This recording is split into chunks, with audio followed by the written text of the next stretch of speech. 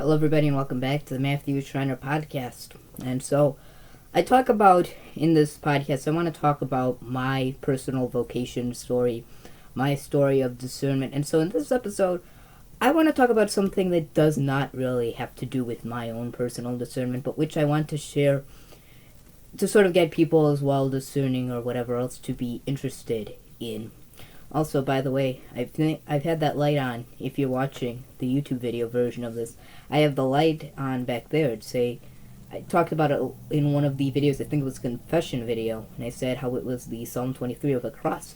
Currently, that's actually a Mary image, which is a pretty nice thing. That was a gift from my uncle, and I really enjoy using it. So I keep it on now all the time. I have it plugged in, and so that has basically been on for I don't know how long now, but I just keep it running. So, and it looks really nice, and so, but that's out of the picture, because in this episode I want to talk about religious orders. And so religious orders are something very special to the Catholic Church.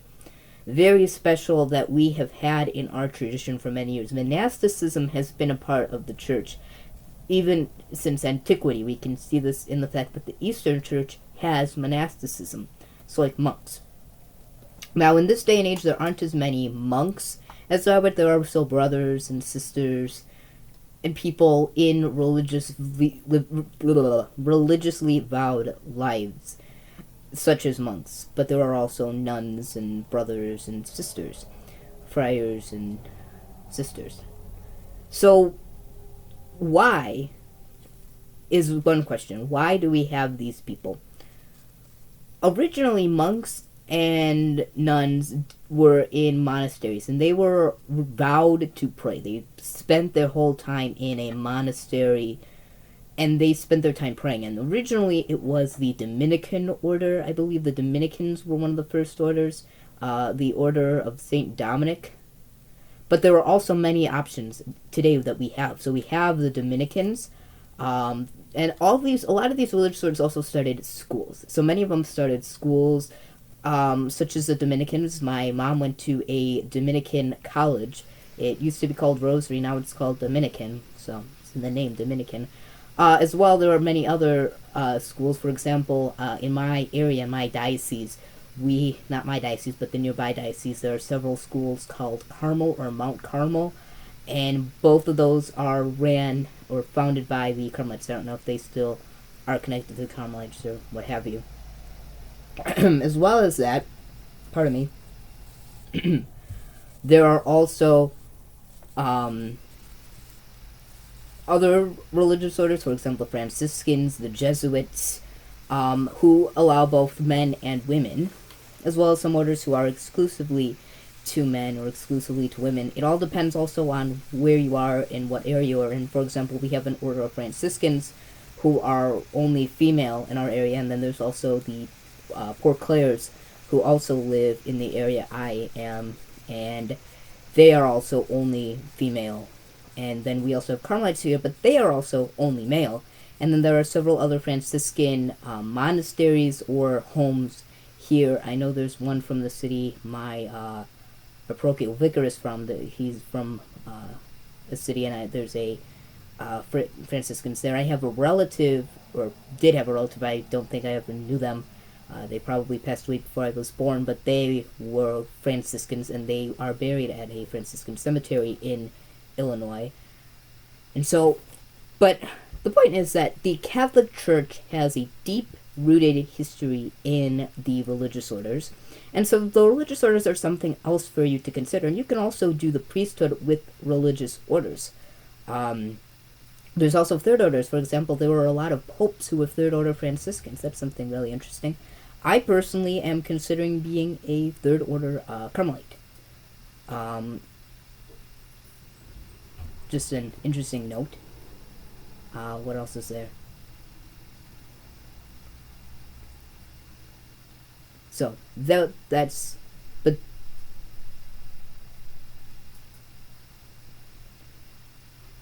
so the monks themselves have also a history of the preservation of history, and a lot of monks and brothers were also they did science. For example, Gregor Mendel, who was a monk, who was the founder of genetics, or whatever it's called. I keep saying it, and I know it, and I've talked to people before, and they've said it correctly, and I think it's genetics. I could be wrong. But there are a lot of monks who helped out in history and who preserved history. For example, who was it? I think St. Dominic had a sister, St. Scholastica, and she also started the Order of Nuns. I could be wrong. I think I'm right. But regardless, the monks were people who preserved history. If you've ever seen illuminated manuscripts, those were done by the monks, and those are both Bibles and other things. And so they preserved the tradition of antiquity, and eventually until the Renaissance, when all those things came back, and they became something people started thinking about and looking at, and that is what happened. And it was because of those monks that they had access to that history that they otherwise would not have had. And so they had access to the ancient philosophers or whoever else there was, as well as they preserved the Bible. They kept writing them to the point where they had it committed to memory and could write the Bible. And so that was how it was. And so monks, I don't know if there were people besides monks who were priests, but I know a lot of priests were monks. Nowadays, we have a little bit of a different view of religious orders because we also have, we're not just monks nowadays, we have friars who, go out and start preaching and all that stuff, and that's at least what they usually do. And so monks are usually just, they stay in the monastery, as well as nuns who usually stay in the convent, and that's how it usually is. And then brothers and sisters, at least that's how I've had it explained to me. The brothers and sisters are the ones who go out and they teach and they do all that stuff. Now brothers are also called friars, and friar usually also is a priest. It's something, but yeah, there's a difference between monks and friars as well as priests.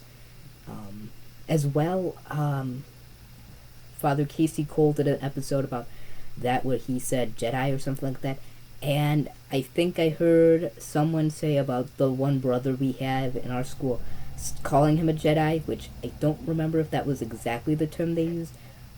But hey, there must be validity to Father Casey's point, because I never heard that, but I did now, and now it makes a whole lot of sense. I never knew people thought it that way. But regardless, the Catholic Church has this great history of monks and nuns and sisters and all these people. And so it's another great thing to think about besides just the priesthood.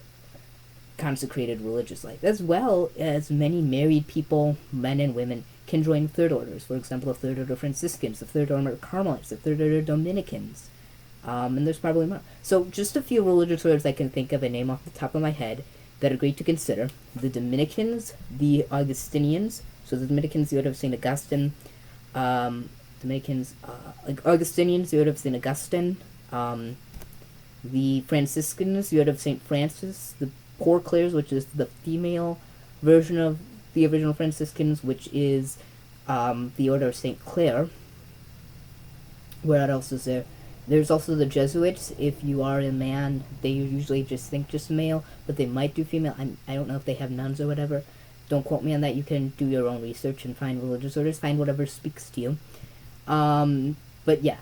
And so the Jesuits, I think they're usually priests. And what else is there? There's a whole lot of religious orders, so you do and explore and figure out what is God calling you to. Because there's so much more than just the priesthood. There's obviously marriage as well, but there are also religious orders. And third order religious orders are not the same as first and second order, which is something completely different. I think the first order usually refers to the male order, the second refers to the female order, and the third order refers to now the secular and laity. I don't know if the secular religious orders are the same, or if female religious orders, if they are the second order. Don't quote me on that. You can, again, do your own research. Someone will come up and tell me that I'm actually wrong, so do your own research. I don't claim to be an expert. I just, have some knowledge and I want to share it, and you can always figure out I'm wrong. But I do try to be right. So, but in this case, I'm pretty sure that that's how it is. Obviously, I try to be accurate. But, this is not an issue I've really worked on scripting out, but on most issues you can trust me on this.